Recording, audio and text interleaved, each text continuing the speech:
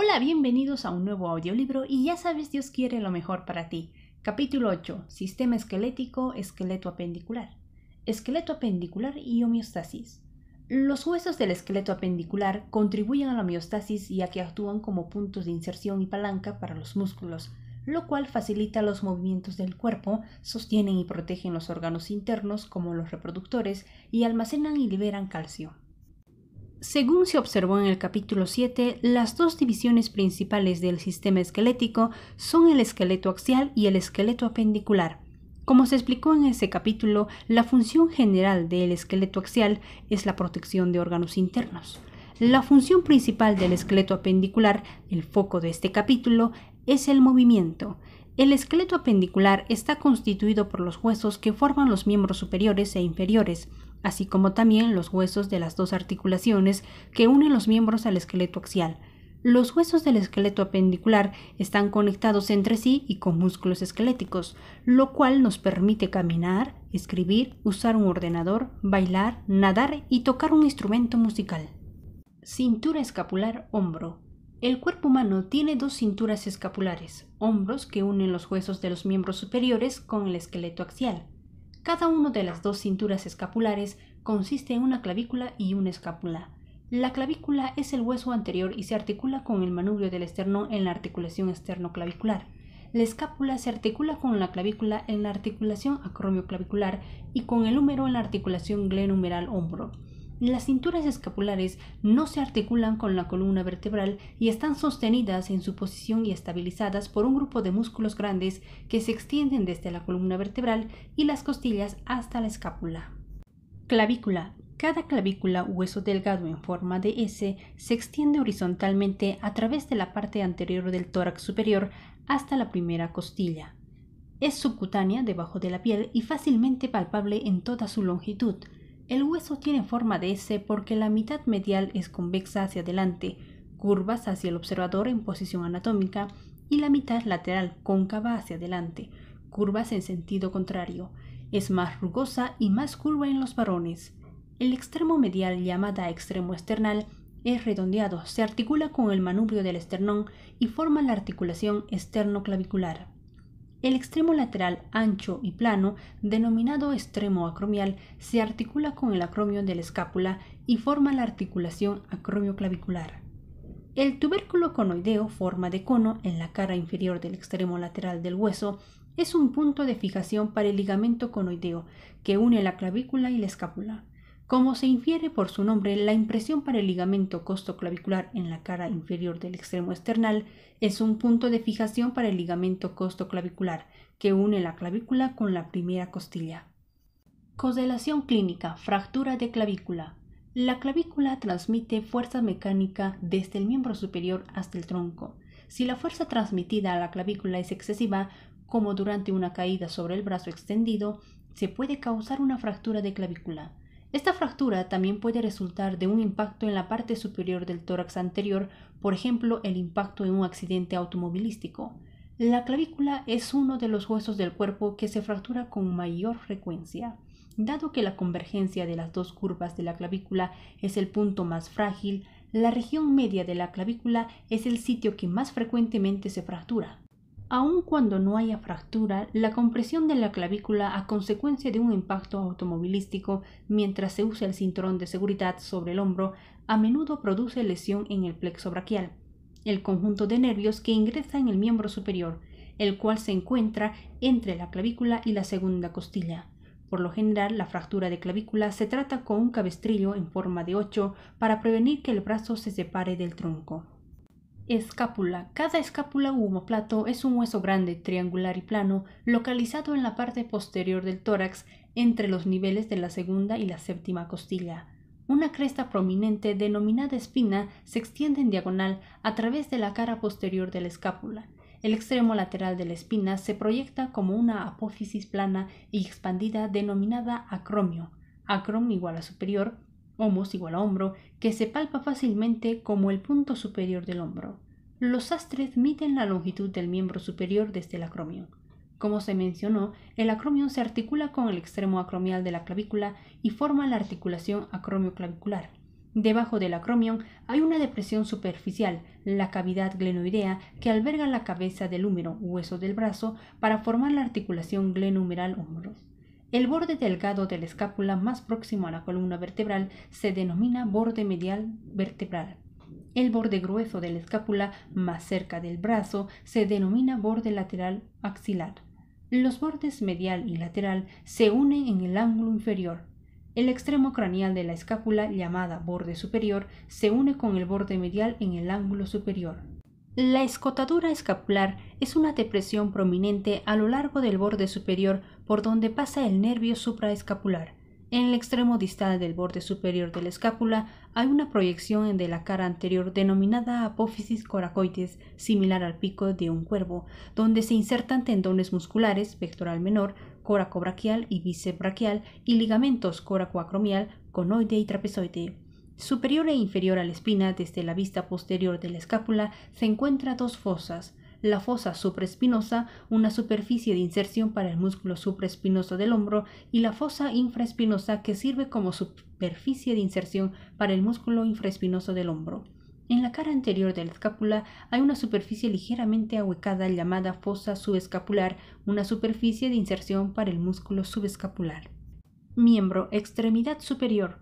Cada miembro superior extremidad superior tiene 30 huesos en las tres localizaciones.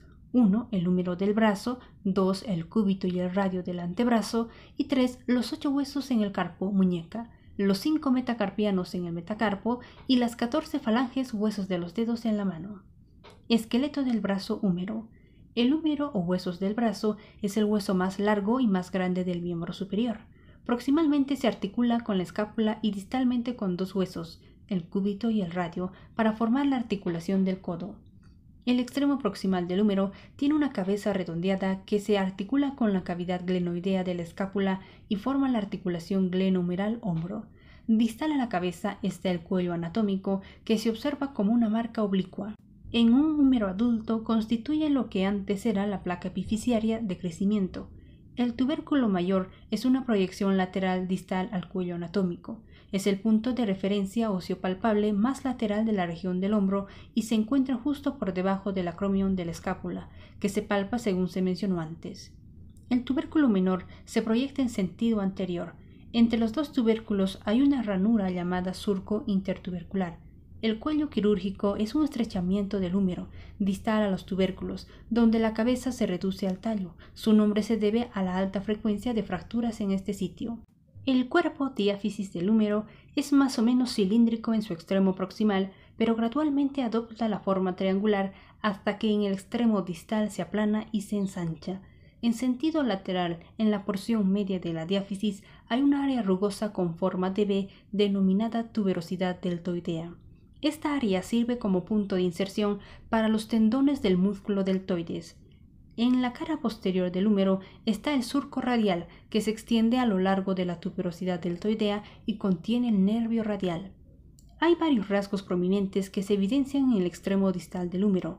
La cabeza del cóndilo humeral, capitulum, es una formación redondeada en la cara lateral del hueso que se articula con la cabeza del radio.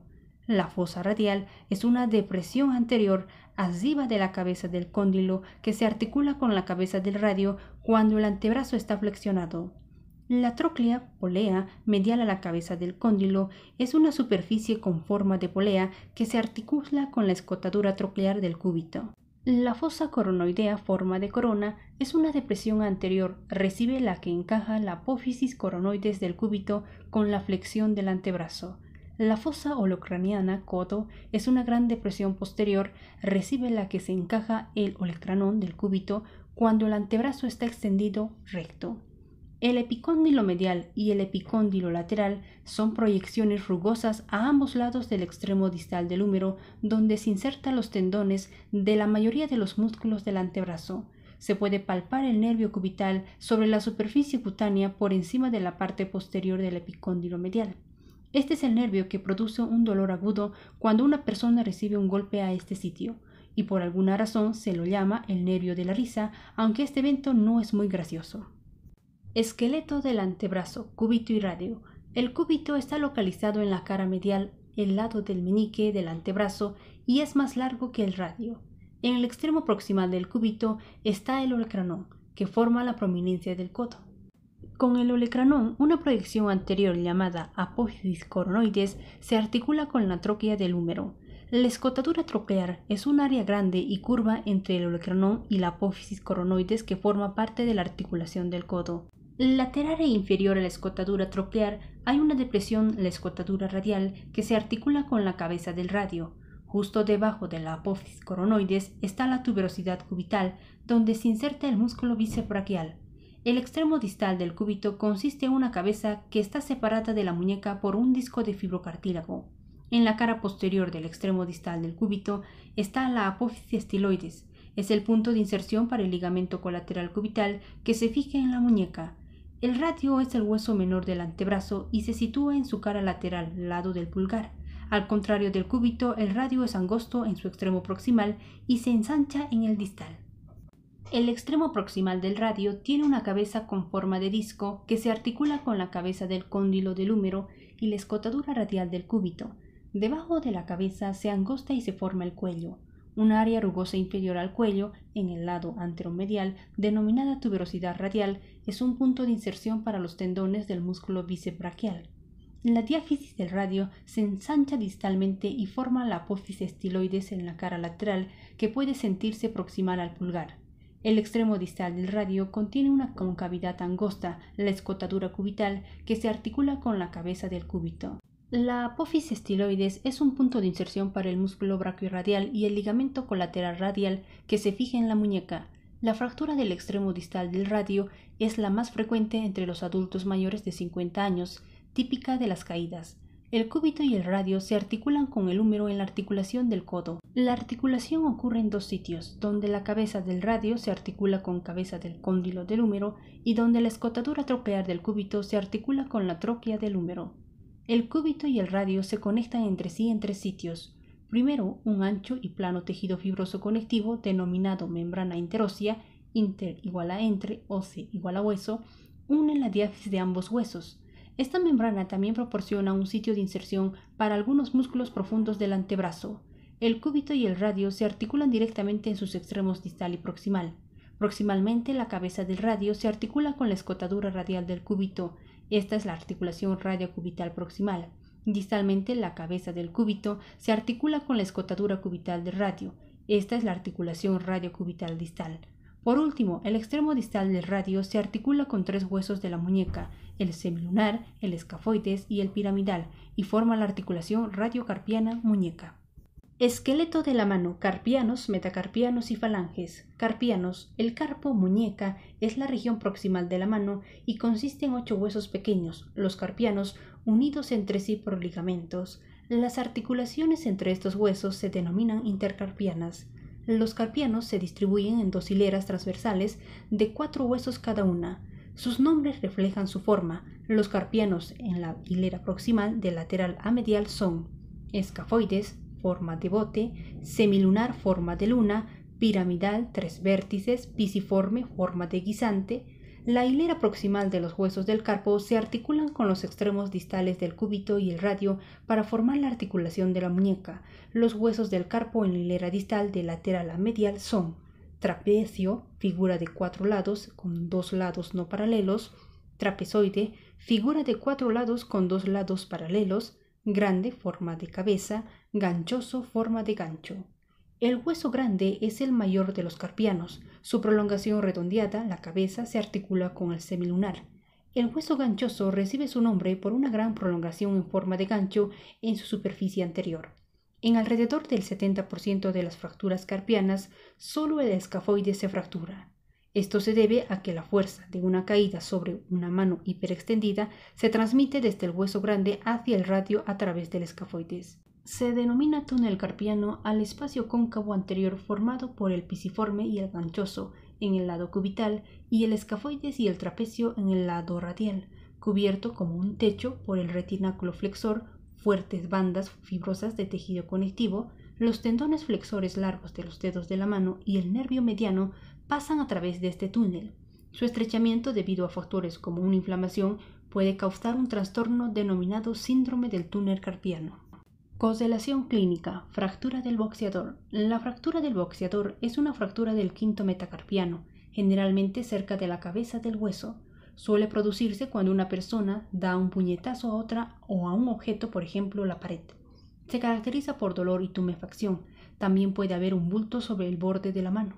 El tratamiento es inmovilización o cirugía y la fractura se consolida por lo general en 6 semanas aproximadamente. Metacarpianos. El metacarpo, meta, más allá o palma es la región intermedia de la mano y está conformada por 5 huesos llamados metacarpianos. Cada hueso metacarpiano consiste en una base proximal, una diáfisis intermedia y una cabeza distal. Los huesos metacarpianos están numerados del 1 al 5, empezando por el pulgar de lateral a medial. Las bases se articulan con los huesos carpianos de la hilera distal y forman las articulaciones carpo-metacarpianas. Las cabezas se articulan con las falanges proximales y forman las articulaciones metacarpofalángicas. La cabeza de los metacarpianos, comúnmente llamadas nudillos, son muy visibles al formar un puño con la mano. Falanges. Las falanges, falan igual a línea de combate o huesos de los dedos, constituyen la porción distal de la mano. Hay 14 falanges en los 5 dedos de cada mano, y al igual que los metacarpianos, los dedos se enumeran del 1 al 5. Empezando por el pulgar de lateral a medial. Cada hueso de un dedo se denomina falange. Cada falange consiste en una base proximal, una diáfisis intermedia y una cabeza distal. El pulgar tiene 2 falanges, llamadas proximal y distal.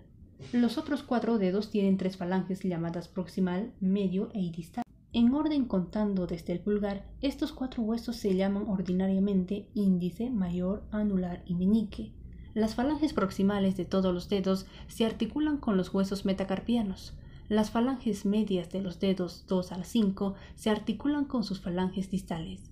La falange proximal del pulgar se articula con su falange distal. Las articulaciones entre las falanges se denominan interfalángicas. Cintura pélvica, cadera.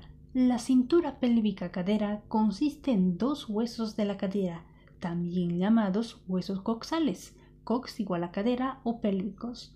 Los huesos coxales se unen anteriormente en la articulación denominada sínfisis púbica y posteriormente con el sacro en las articulaciones sacroiliacas. La circunferencia completa formada por los huesos coxales, la sínfisis púbica, el sacro y el coxis forman una estructura profunda en forma de cuenco denominada pelvis ósea, pel igual a cuenco. Funcionalmente, la pelvis ósea proporciona un soporte fuerte y estable para la columna vertebral y los órganos pélvicos y abdominales inferiores. La cintura pélvica de la pelvis ósea también conecta los huesos de los miembros inferiores con el esqueleto axial. Cada uno de los 2 huesos coxales del recién nacido consisten en 3 huesos separados por cartílago, un ilion superior, un pubis inferior y anterior y un isquion inferior y posterior. A los 23 años, los 3 huesos separados ya se han fusionado. Si bien los coxales funcionan como un único hueso, por lo general los anatomistas los tratan como 3 huesos individuales. Ilion. El ilion, ilio igual a costado, lado, el más grande de los 3 componentes del hueso coxal, está compuesto por una ala superior y un cuerpo inferior. El cuerpo es uno de los componentes del acetábulo, la cavidad para la cabeza del fémur. El borde superior del ilio, la cresta ilíaca, termina anteriormente en una espina ilíaca anterosuperior roma. La lesión de la espina ilíaca anterosuperior y los tejidos blandos asociados, como ocurre en deportes de contacto, se denomina puntero de la cadera. Por debajo de esta espina se encuentra la espina ilíaca anteroinferior. Posteriormente, la cresta ilíaca termina en una espina ilíaca posterosuperior puntiaguda. Por debajo de esta se encuentra la espina ilíaca posteroinferior. Las espinas sirven como punto de inserción de los tendones de los músculos del tronco, la cadera y los muslos. Debajo de la espina ilíaca posteroinferior está la escotadura ciática mayor, por donde pasa el nervio ciático, el más largo del cuerpo, junto con otros nervios y músculos. La superficie medial del ilion contiene la fosa ilíaca, una concavidad donde se inserta el tendón del músculo ilíaco. Posterior a la fosa se ubica la tuberosidad ilíaca, un punto de inserción para el ligamento sacroiliaco y la superficie auricular, auric igual a forma de oreja, que se articula con el sacro para formar la articulación sacroiliaca. Desde la superficie auricular se proyecta una cresta en sentido anterior e inferior, la cual se denomina línea arqueada, arc igual a arco. Los demás reparos anatómicos visibles del ilion son 3 líneas curvas sobre su cara lateral, denominadas línea glútea, glúteo igual a glúteos posterior, línea glútea anterior y línea glútea inferior. Los músculos glúteos se insertan en el ilion entre estas líneas. Isquion. El isquion cadera, la porción postero-inferior del hueso coxal, comprende un cuerpo superior y una rama inferior. La rama es la porción del isquion que se fusiona con el pubis. Los componentes del isquion son la espina isquiática prominente, una escotadura ciática menor debajo de la espina y una tuberosidad isquiática gruesa y rugosa. Dado que esta tuberosidad prominente se halla apenas por debajo de la piel, normalmente comienza a doler cuando un individuo permanece sentado sobre una superficie dura cierto intervalo. Juntos, la rama y el pubis rodean el foramen obturador, obtur igual a cerrar, el más grande del esqueleto. Este foramen se llama así porque a pesar de que vasos sanguíneos y nervios lo atraviesan, está prácticamente cerrado por la membrana obturatriz fibrosa. Pubis. El pubis, es decir, el hueso púbico, es la parte anterior e inferior del hueso coxal. Está formado por una rama superior, una rama inferior y un cuerpo entre las ramas. El borde antero-superior del cuerpo es la cresta púbica y en su extremo lateral hay una proyección llamada tubérculo púbico. Este tubérculo es el comienzo de una línea sobresaliente, la línea pectínea, que se extiende en sentido superior y lateral a lo largo de la rama superior y se une a la línea arqueada del ilion. Estas líneas, como en breve se explicará, son puntos de referencia importantes para distinguir las partes superior falsa e inferior verdadera de la pelvis ósea. La sínfisis del pubis es la articulación entre los dos pubis de la cadera. Consiste en un disco de fibrocartílago. Inferior a esta articulación, las ramas inferiores de los dos huesos púbicos convergen para formar el arco púbico. En los últimos estadios del embarazo, la hormona relaxina, producida por los ovarios y la placenta, aumenta la flexibilidad de la síntesis púbica para facilitar el parto. El debilitamiento de la articulación, junto con un centro de gravedad alterado debido al útero agrandado, también modifica la forma de caminar de la embarazada. El acetábulo, copa de vinagre, es una fosa profunda formada por el ilion, el isquion y el pubis. Funciona como la cavidad que alberga la cabeza redondeada del fémur. Juntos, el acetábulo y la cabeza femoral forman la articulación de la cadera coxal. En la cara inferior del acetábulo hay una hendidura profunda, la escotadura acetabular, que forma un foramen por donde atraviesan vasos sanguíneos y nervios y sirve como sitios de inserción para ligamentos del fémur, por ejemplo, el ligamento de la cabeza del fémur. Pelvis mayor y menor. La pelvis ósea está dividida en las porciones superior e inferior por un límite denominado borde pélvico que forma la entrada hacia la cavidad pélvica desde el abdomen. Se puede trazar el borde pélvico siguiendo los puntos de referencia alrededor de partes de los huesos coxales para formar el contorno de un plano oblicuo.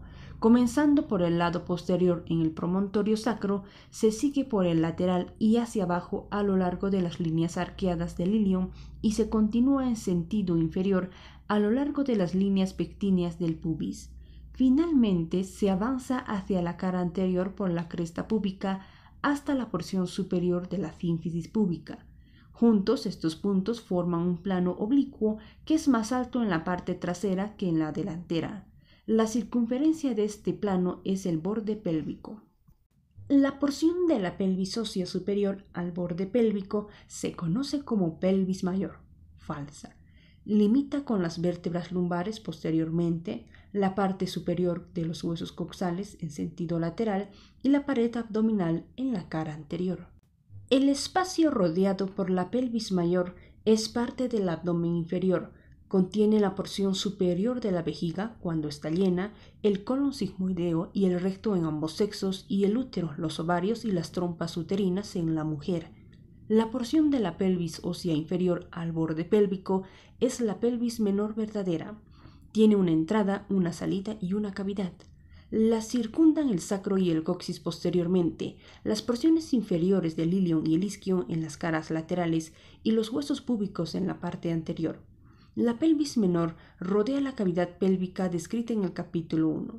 La pelvis menor contiene el recto y la vejiga de ambos sexos, la vagina y el cuello uterino en las mujeres y la próstata en los varones. El orificio superior de la pelvis menor, bordeada por el borde pélvico, se denomina estrecho superior de la pelvis, entrada. El orificio inferior de la pelvis menor es el estrecho inferior de la pelvis, salida, cubierto por el músculo en el piso de la pelvis. El eje pélvico es una línea imaginaria que cruza la pelvis menor desde el punto central del plano del estrecho superior de la pelvis hacia el punto central del plano del estrecho inferior de la pelvis. Durante el parto, el eje pélvico es la ruta que sigue la cabeza del bebé a medida que se desliza por la pelvis. Correlación clínica. Pelvimetría. La pelvimetría es la medición del diámetro de los estrechos superior e inferior de la pelvis y puede realizarse por ecografía o mediante exploración física. La medición de la cavidad pélvica en las embarazadas es importante porque el feto debe atravesar el orificio más estrecho de la pelvis durante el parto. Generalmente se planea una cesárea si se determina que la cavidad pélvica es demasiado pequeña para el paso del bebé.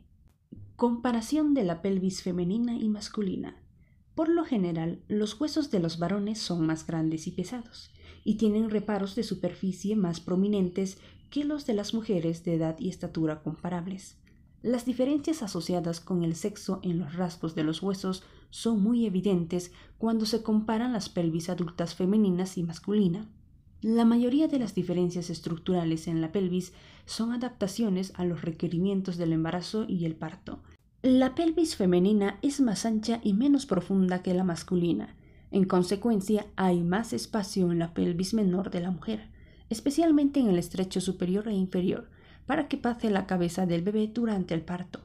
Otras diferencias estructurales entre la pelvis de las mujeres y los varones se enumeran e ilustran en el cuadro 8.1. 4.8.1 Comparación entre la pelvis femenina y la masculina. Estructura general. En la pelvis femenina es liviana y delgada. En cambio, en la masculina es pesada y gruesa.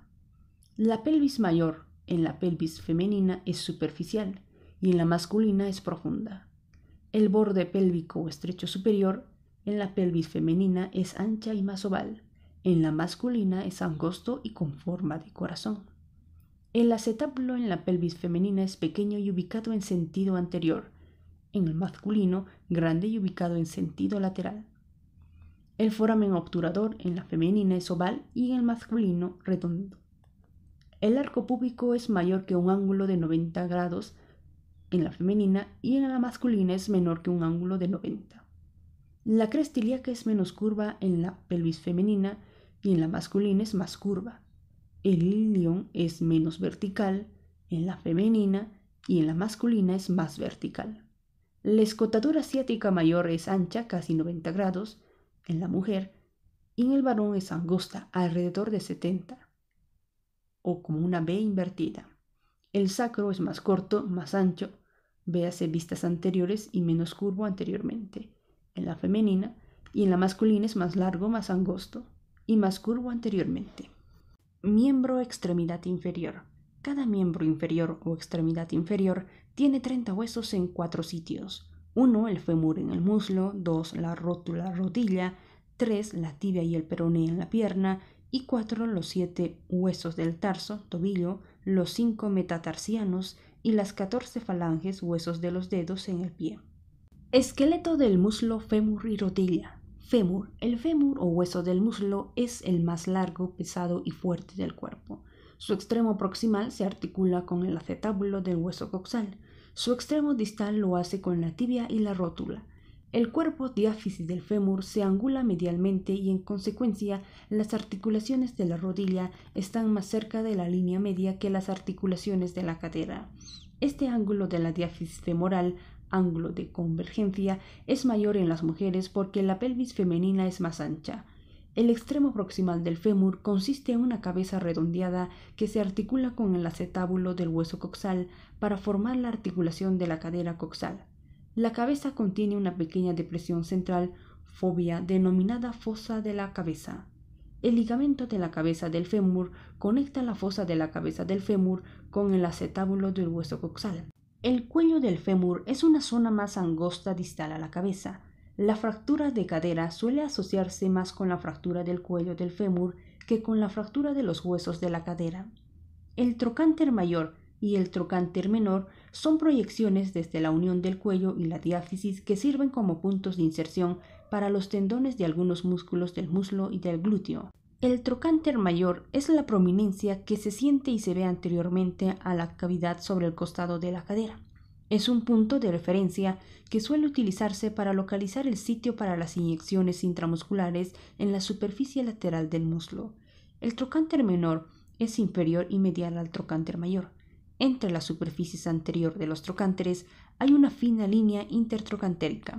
Una rugosidad llamada cresta intertrocantérica se realza entre las caras posteriores de los trocánteres. Inferior a la cresta intertrocantérica, en la cara posterior del cuerpo femoral, hay una rugosidad vertical denominada la tuberosidad glútea. Se une a otra rugosidad vertical llamada línea áspera. Ambas crestas sirven como punto de inserción para los tendones de varios músculos del muslo. El extremo distal expandido del fémur incluye el cóndilo, nudillo medial y el cóndilo lateral. Estos se articulan con los cóndilos medial y lateral de la tibia. Por encima de los cóndilos está el epicóndilo medial y el epicóndilo lateral, en las cuales se insertan ligamentos de la rodilla. Una área hendida entre los cóndilos en la cara posterior se denomina fosa intercondilia. La superficie rotuliana se localiza entre los cóndilos de la cara anterior. Justo arriba del epicóndilo medial está el tubérculo aductor, una proyección rugosa que es sitio de inserción para el músculo aductor mayor. Rótula. La rótula es un hueso pequeño, triangular, localizado anterior a la articulación de la rodilla. El ancho extremo proximal de este hueso sesamoideo, que se origina en el tendón del músculo cuádriceps femoral, se denomina base. El extremo distal puntiagudo es el vértice. La superficie posterior contiene dos carillas articulares, una para el cóndilo medial del fémur y la otra para el cóndilo lateral del fémur. El ligamento rotuliano fija la rótula a la tuberosidad tibial. La articulación femororotuliana entre la superficie posterior de la rótula y la superficie rotuliana del fémur es el componente intermedio de la articulación tibiofemoral-rodilla. La rótula aumenta la palanca del tendón del músculo cuádriceps femoral, mantiene la posición del tendón cuando la rodilla se dobla flexión y protege la articulación de la rodilla. Correlación clínica, síndrome por sobrecarga rótulo-femoral. El síndrome por sobrecarga rótulo-femoral, rodilla de corredor, es uno de los problemas más frecuentes entre los corredores. Durante la flexión y la extensión normal de la rodilla, la rótula se desliza en sentido superior e inferior en la ranura entre los cóndilos femorales. En el síndrome por sobrecarga rótulo-femoral, no se produce el deslizamiento normal. En su lugar, la rótula se desliza lateralmente, además de hacia arriba y hacia abajo, y el aumento de presión sobre la articulación produce molestia y dolor alrededor y por debajo de la rótula. Típicamente, el dolor aparece luego de que la persona permaneció sentada por un rato, en especial después de ejercitarse. El dolor empeora al agacharse, como en las sentadillas o al bajar escaleras. Una causa de la rodilla del corredor es caminar, trotar o coser constantemente sobre el mismo lado del camino. Otros factores predisponentes son correr en montaña o distancias largas y una deformidad anatómica denominada rodilla valga o piernas en X. Esqueleto de la pierna, tibia y peroné. Tibia. La tibia es el hueso más grande, medial y el que soporta el peso en la pierna. La palabra tibia significa flauta, porque los huesos tibiales de los pájaros eran utilizados en la antigüedad para fabricar instrumentos musicales. La tibia se articula en su extremo proximal con el fémur y el peroné, y en su extremo distal con el peroné y el calcáneo. La tibia y el peroné, como el cúbito y el radio, están conectados por la membrana interósea. El extremo proximal de la tibia se expande en un cóndilo lateral y un cóndilo medial. Estos se articulan con los cóndilos del fémur y forman las articulaciones tibiofemorales, rodilla, lateral y medial. La superficie inferior del cóndilo lateral se articula con la cabeza del peroné. Los cóndilos levemente cóncavos están separados por una proyección ascendente llamada eminencia intercondilia. La tuberosidad tibial en la superficie anterior es sitio de inserción para el ligamento rotuliano inferior y a continuación de la tuberosidad tibial hay una prominencia que puede sentirse por debajo de la piel conocida como el borde cresta anterior o espinilla. La superficie medial del extremo distal de la tibia forma el maleolo martillo medial. Esta estructura se articula con el astrágalo del tobillo y forma la protuberancia que puede palparse en la superficie medial del tobillo. La escotadura peronea se articula con el extremo distal del peroné para formar la articulación tibio-peronea distal. De todos los huesos largos del cuerpo, la tibia es la que se fractura con mayor frecuencia y también es el sitio más usual de una fractura abierta compuesta. Peroné. El peroné es paralelo y lateral a la tibia, pero es considerablemente más pequeño. A diferencia de la tibia, el peroné no se articula con el fémur, pero sí contribuye a estabilizar la articulación del tobillo. La cabeza del peroné, el extremo proximal, se articula con la superficie inferior del cóndilo lateral de la tibia, por debajo del nivel de la articulación rotuliana, para formar la articulación tibio-peronea proximal. El extremo distal tiene más forma de punta de flecha y posee una proyección llamada maleolo lateral que se articula con el astrágalo. Esto forma la protuberancia en la superficie lateral del tobillo. Como ya se explicó, el peroné también se articula con la tibia en la escotadura peronea para formar la articulación tibio-peronea distal.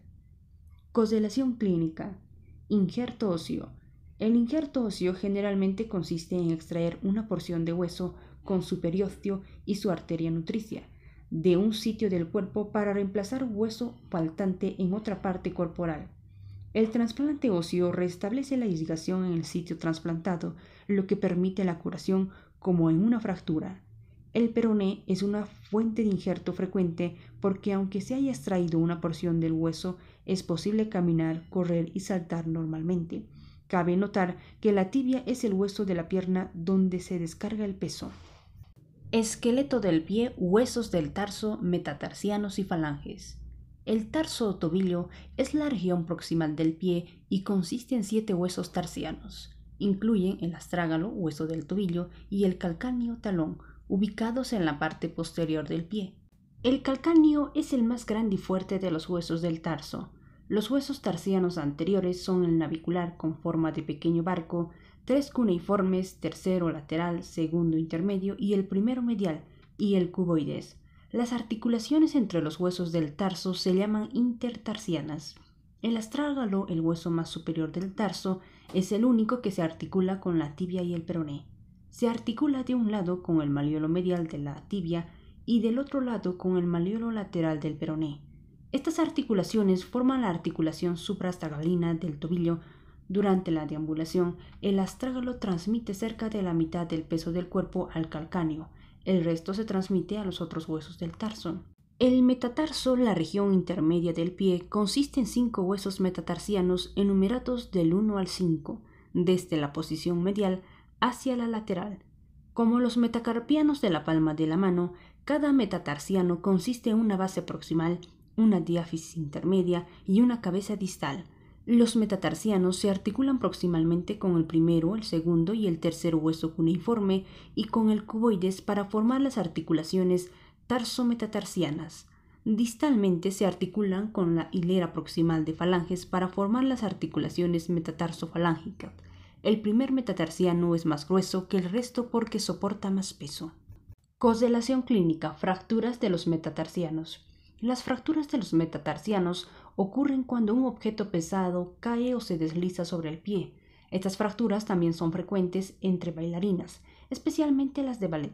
Si éstas se paran en punta de pie y pierden el equilibrio, todo el peso del cuerpo cae sobre los metatarsianos, lo que provoca la fractura de uno o más de ellos. Las falanges comprenden el componente distal del pie y se parece a la de las manos en cantidad y distribución. Los dedos del pie se enumeran del 1 al 5, comenzando por el dedo grande, en sentido de medial a lateral. Cada falange consiste en una base proximal, una diáfisis intermedia y una cabeza distal. El dedo gordo, hallux, tiene 2 importantes falanges llamadas falanges proximal y distal. Los otros 4 dedos tienen 3 falanges cada uno, proximal, media y distal. Las falanges proximales de los dedos se articulan con los metatarsos. Las falanges medias de los dedos 2 al 5 se articulan con sus falanges distales, mientras que la falange proximal del dedo gordo se articula con su falange distal. Las articulaciones entre las falanges del pie, como las de la mano, se denominan articulaciones interfalángicas. Arcos del pie. Los huesos del pie están distribuidos en dos arcos que mantienen su posición por medio de ligamentos y tendones. Los arcos posibilitan que el pie soporte el peso del cuerpo, permiten una distribución ideal del peso sobre los tejidos blandos y duros del pie y actúan como palanca durante la deambulación. Los arcos no son rígidos, ceden ante la descarga del peso y recuperan su forma cuando no se aplica carga. De esta manera, guardan energía para el siguiente paso y ayudan a absorber el impacto. Por lo general, los arcos terminan de desarrollarse antes de los 12 o 13 años. El arco longitudinal tiene dos partes. Ambas consisten en huesos del tarso y metatarso distribuidos para formar un arco desde la parte anterior hacia la parte posterior del pie. La parte medial del arco longitudinal, que se origina en el calcáneo, asciende hacia el astrágalo y desciende por el hueso navicular, los tres cuneiformes y las cabezas de los tres metatarsianos mediales. La parte lateral del arco longitudinal también se origina en el calcáneo, asciende por el cuboides y desciende hacia las cabezas de los dos metatarsianos laterales. La porción medial del arco longitudinal es tan elevada que la porción medial del pie entre la eminencia metatarsiana y el talón no toca el suelo al caminar sobre una superficie firme. El arco transverso se encuentra entre los lados medial y lateral del pie y está constituido por el navicular, los tres cuneiformes y las bases de los 5 metatarsianos. Como ya se mencionó, una función de los arcos es distribuir el peso corporal sobre los tejidos blandos y duros del cuerpo. En general, la eminencia metatarsiana sostiene alrededor del 40% del peso y el talón el 60% aproximadamente. La eminencia metatarsiana es la porción acolchada de la planta del pie superficial a las cabezas de los metatarsianos. Sin embargo, cuando una persona usa tacos altos, la distribución del peso cambia de tal manera que la eminencia metatarsiana puede llegar a soportar el 80% y el talón el 20%. En consecuencia, el panículo adiposo en la eminencia del pie se lesiona, aparece una artralgia y puede haber cambios estructurales en los huesos. Correlación clínica, pie plano y pie en garra. Los huesos que componen el arco del pie mantienen su posición por los ligamentos y los tendones.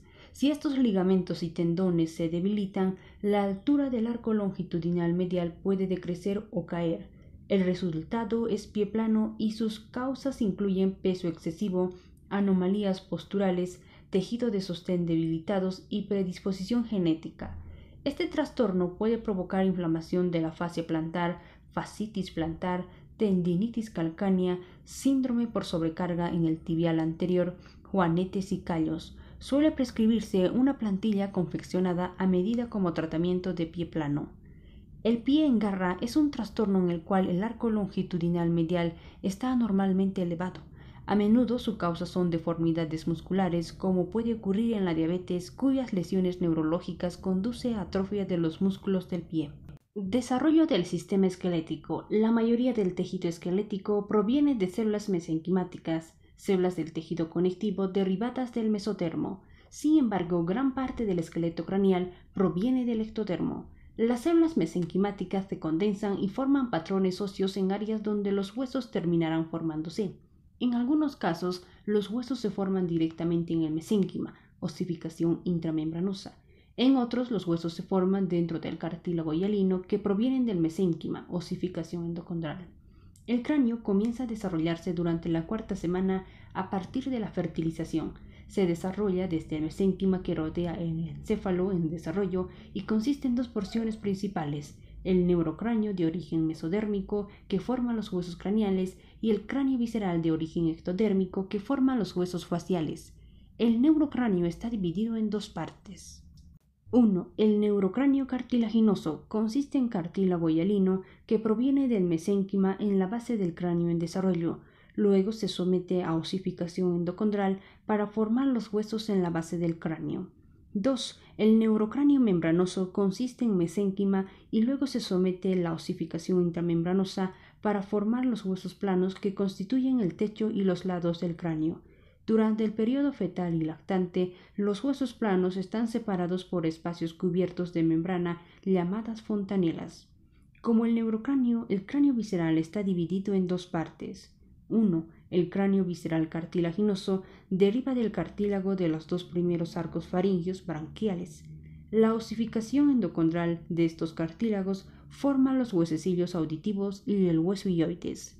2. El cráneo visceral membranoso deriva del mesénquima en el primer arco faríngeo y luego de la osificación intramembranosa forma los huesos faciales. Las vértebras y las costillas derivan de porciones de bloques cuboides del mesodermo llamadas somitas. Células mesenquimales de esta región rodean la notocorda aproximadamente a las 4 semanas de la fertilización. La notocorda es un cilíndrico sólido de células mesodérmicas que estimula a las células mesenquimales para formar los cuerpos vertebrales, los centros costales, costillas y los centros de arcos vertebrales. Entre los cuerpos vertebrales, la notocorda induce a las células mesenquimales para la formación del núcleo pulposo del disco intervertebral y las células mesenquimales circundantes forman el anillo fibroso del disco intervertebral. A medida que continúa el desarrollo, se forman otras partes de la vértebra y el arco vertebral rodea la médula espinal. La espina bífida es el trastorno causado por la deficiencia del desarrollo del arco vertebral. En la región torácica, eminencias de las vértebras se desarrollan en costillas. El esternón se desarrolla del mesodermo en la pared corporal anterior. El esqueleto de las cinturas escapular y pélvica y los miembros derivan del mesodermo. Durante la mitad de la 4ª semana a partir de la fertilización, los miembros superiores aparecen como pequeñas elevaciones a los lados del tronco denominadas esbozos del miembro superior. 2 días después aparecen los esbozos del miembro inferior. Estos esbozos consisten en mesénquima cubiertos de ectodermo. A esta altura existe un esqueleto mesenquimal en los miembros. Algunas de las masas del mesodermo alrededor de los huesos en desarrollo serán los músculos esqueléticos de los miembros. Para la 6ª semana, el esbozo del miembro sufre un estrechamiento alrededor de la porción media. Esto da lugar a segmentos distales aplanados de los esbozos superiores denominados placas de la mano y segmentos distales de los esbozos inferiores denominados placas del pie. Estas placas representan el origen de las manos y los pies respectivamente. Ya en esta etapa del desarrollo del miembro está presente un esqueleto cartilaginoso formado a partir del mesénquima. En la 7ª semana, el brazo, el antebrazo y la mano ya son evidentes en el esbozo del miembro superior y el muslo, la pierna y el pie aparecen en el esbozo del miembro inferior. Para la 8ª semana, cuando el hombro, el codo y la muñeca son visibles, el esbozo del miembro superior pasa a llamarse más apropiadamente miembro superior y el esbozo del miembro inferior ahora se convierte en el miembro inferior. La osificación endocondral de los huesos de los miembros comienza hacia el final de la 8ª semana de la fertilización. Para la 12ª semana, los centros de osificación primario existen en la mayoría de los huesos de los miembros. Gran parte de los centros de osificación secundarios aparecen luego del nacimiento.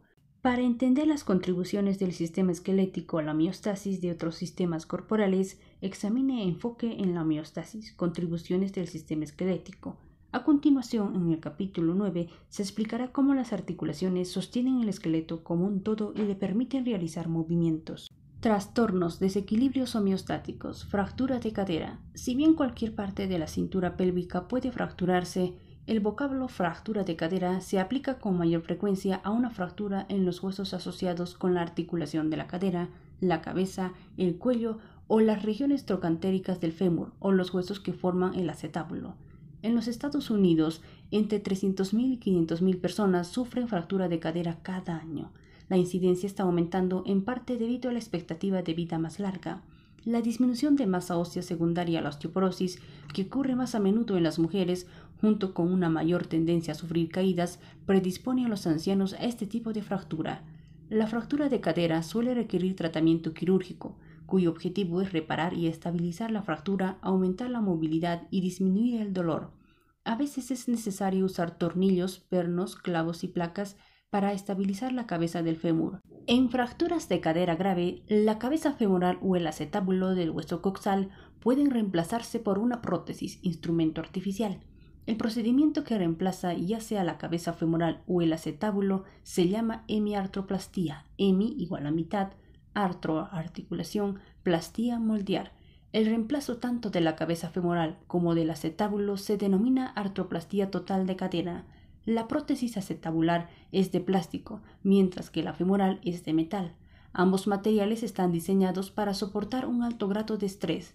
La prótesis se adhiere a partes óseas sanas y se utiliza cemento acrílico y tornillos. Terminología médica. Deformidad en valgo del dedo gordo. Es una desviación lateral del dedo gordo, típicamente causada por el uso de calzado ajustado. Cuando el dedo gordo se desplaza hacia el siguiente dedo, aparece una prominencia ósea en la base del dedo gordo. También se lo denomina juanete. Pie equino, vara o sambo. Una deformidad heredada en la cual el pie se dobla hacia abajo y hacia el medio y aumenta el ángulo del arco. Ocurre en 1 de cada 1000 nacimientos. El tratamiento consiste en corregir el arco hacia la curvatura normal con una escayola o cinta adhesiva, generalmente poco después del nacimiento. También puede requerir calzado ortopédico o cirugía. Rodilla valga. Valga igual a curva hacia afuera. Una deformidad en la cual las rodillas se juntan anormalmente y el espacio entre los tobillos es mayor debido al ángulo lateral de la tibia en relación con el fémur. También se denomina piernas en X. Rodilla vara. Vara igual a curva hacia adentro. Una deformidad en la cual las rodillas están anormalmente separadas, el ángulo de la tibia en relación con el fémur es medial y los miembros inferiores se arquean lateralmente. También se denominan piernas arqueadas. Muy bien, llegamos al final del audiolibro y ya sabes, Dios quiere lo mejor para ti. Recuerda, pequeñas acciones producen grandes efectos.